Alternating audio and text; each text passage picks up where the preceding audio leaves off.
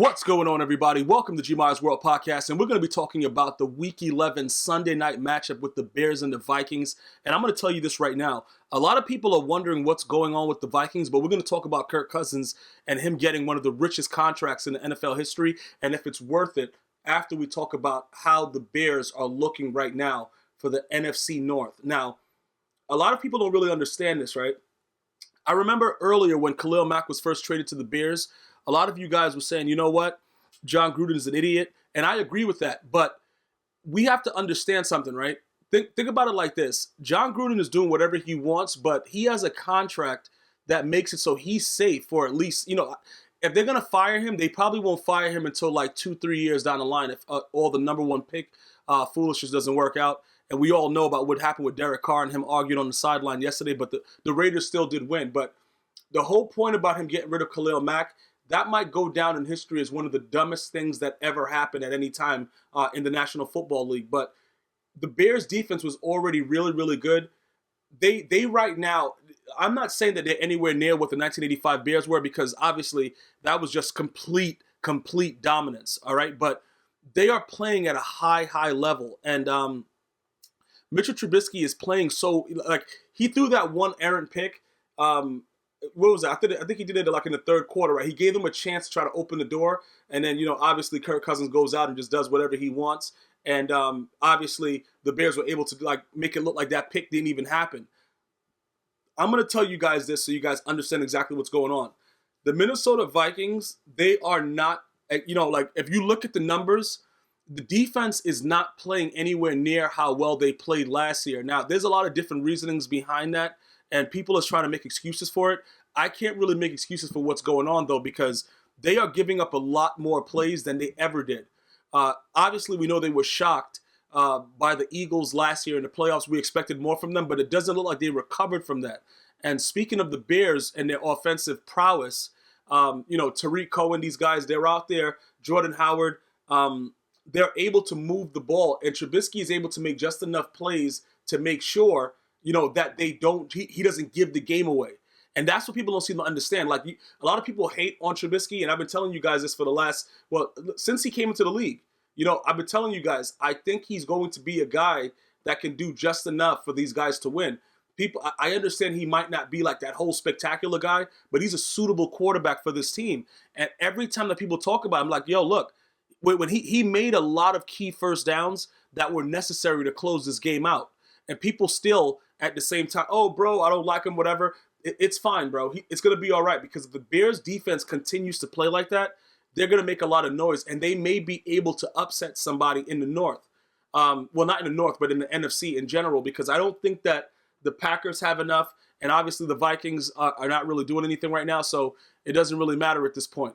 But I will tell you this, though. Just watching the game in its entirety, Kirk Cousins, I don't know what's going on with that guy. I try to give him the benefit of the doubt. I love the fact that he was able to get his money. I always root for these NFL players to get their money, because at any given time, what happened to Alex Smith can happen to any of them. And, they could just be out and it's over. And, it's very, very difficult, getting the guaranteed money and stuff like that. So I always root for them. But Kirk Cousins, bro, that dude right there, I know it looks like he throws for a lot of yards all the time, and he's doing a lot of things to make make their team look like they're in the game. But he does a lot to put them behind. And that's what the problem is with him. Like, this dude just came out throwing picks. Like, the throws he was making, the one that he threw early in the game, that wasn't his fault, because it looked like the tight end stopped on the route. It looked like it was going to be a stop and go, and the tight end probably just didn't know the route. All right, I give him that. But then the play that he was trying to throw, and it looked like he was trying to go to Stephon Diggs, he just threw it right to the safety. Like, I understand Amos and these guys are pretty good. Eddie Jackson, all these guys are pretty good defenders in the secondary. But it looks to me as if Kirk Cousins doesn't know exactly what's going on, and he just comes out and just does whatever he wants. Now, he's been doing that for the entire year, but he's been getting away with it. They gave him a roughing the passer penalty during this game that was similar to what happened with the Packers. Like, he gets lucky, and it's kind of disgusting the way the NFL is doing it. But again, if it's the rules, it's the rules. But that's the only reason that they probably are still even considered somebody that can go anywhere in the playoffs, because he's gotten bailed out a lot starting off this year. So I just want to make it be very, very clear. I love the fact that the man got his money, but I don't know what he's doing. And I don't really know how to explain it, but the Vikings don't look like a team that's going to be going anywhere. All right. Pretty much it's, I saw frustration on the sidelines with Diggs. You don't generally see that from players when their quarterback is that guy. So I don't know if it's starting to break down and people are realizing that the guy is just, you know what I'm saying? Like, you guys got to tell me what you think about him. You know what I'm saying? Viking fans, let me know what you think about it. Was it a good signing? Because I think that with the Redskins not taking a chance and saying that they wanted to keep him, that says a lot. You know, they kept franchise tagging him and finally they just let him go. I'm starting to understand it. Like, sometimes I try to give these guys the benefit of the doubt, and then I start to visibly see that it just doesn't make any sense what they're doing. I don't know, bro. I can't figure out why this man keeps throwing picks like that. Because some of the throws that he made were just so, like, he should have had more picks. You know what I'm saying? And let me be completely fair. Trubisky threw a ball that could have been a pick six that could have tied the game late, but Xavier Rhodes dropped it on that out route. So sometimes things don't happen in your favor, but more often than not, Trubisky put the ball in the place where only his receiver could get it. So you know what I'm saying? He completely outplayed Kirk Cousins. It's just the fact that Kirk Cousins, the throws that he were making, the defense was better on that side.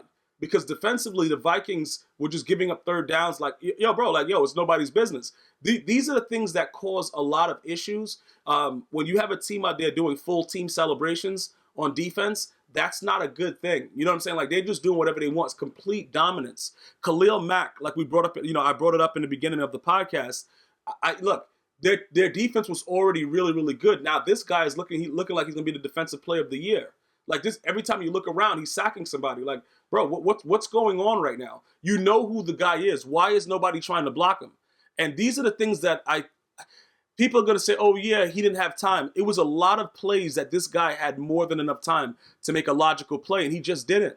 So at some point, we have to stop making excuses, and we got to start to look at the quarterback position and say, you know what? Maybe they made a mistake, but he has guaranteed money, so you're stuck with him. So it looks like on the same day that the Redskins lost the guy that they brought in with Alex Smith, we realized why they were willing to get rid of Kirk Cousins. Because that's, like, when you're watching these games and you're thinking about it, like, why would a team get rid of this guy? Why would a team get rid of this guy? We know that John Gruden, I don't know what's going on with the guy, but I think out of everything that he got rid of, Khalil Mack was the worst decision that he made. I understand Amari Cooper because he was very inconsistent. Sometimes, whatever, getting rid of the punter, whatever. Bro, you can do whatever you want. But Khalil Mack, though, it just seems like it wasn't the right move. That move, I think, will haunt him more than any of the other moves that he's made, in my opinion. But it just seemed pretty weird with the way that everything happened with the Redskins. On the same day, you were able to see the player that Kirk Cousins was with the Redskins for the most part. Because overall, he threw for a lot of yards. He did a lot of things, that helped them, and it helped a lot of fantasy owners. But in turn, he puts the team in that hole, and he always has done that. And that's what was very, very integral in the loss that they took. Because if he doesn't throw those pick sixes, if he doesn't do those things that he was doing, the Vikings have a chance, even with how poorly they played on defense. But again, if your defense is playing poorly, then your quarterback goes out there, and Mike Zimmer don't know what to do. He's like, bro, this guy sucks. He doesn't know what to do because it just seems weird. He's like, yo, this guy keeps going out there, and look at the throws that he's making. Like, you know what I'm saying? I guess you could say it was really cold in Chicago. You can make any kind of excuse you want, but the dude is playing in the NFC North. Like, it's going to be cold. You know what I'm saying, bro? Like, I don't know what was going on with the whole situation, but it made me really, really look at Kirk Cousins and just try to analyze what he's doing. And I don't really think that he's going to be that guy right now that's going to help the Vikings get over the hump. I think ultimately, after watching that game, that even though the Bears defense played very, very well, there still is no excuse for his poor performance. And it might come back to haunt the Vikings organization for getting rid of the journeyman that was able to pull out an upset with the Broncos in Case Keenum. Because sometimes all you need is an affordable quarterback. You know what I'm saying? A guy that can get first downs. We saw it with Trent Dilfer with the Baltimore Ravens. You don't need to spend all that money and have all that flash. So I think that may be an issue going forward with the Vikings. And maybe they should have just kept the journeyman. I want to know what you Vikings fan thinks about it. Do you think that Kirk Cousins is the answer? Do you think that it wasn't his fault yesterday? Give me some feedback in the comment section. And for everybody else, you guys know you can find me on Spotify, iHeartRadio, iTunes, and Android. G Myers World Podcast is available worldwide. I'm going to see you guys and girls next time. Thank you so much for joining me. We'll be back after Monday Night Football. One love.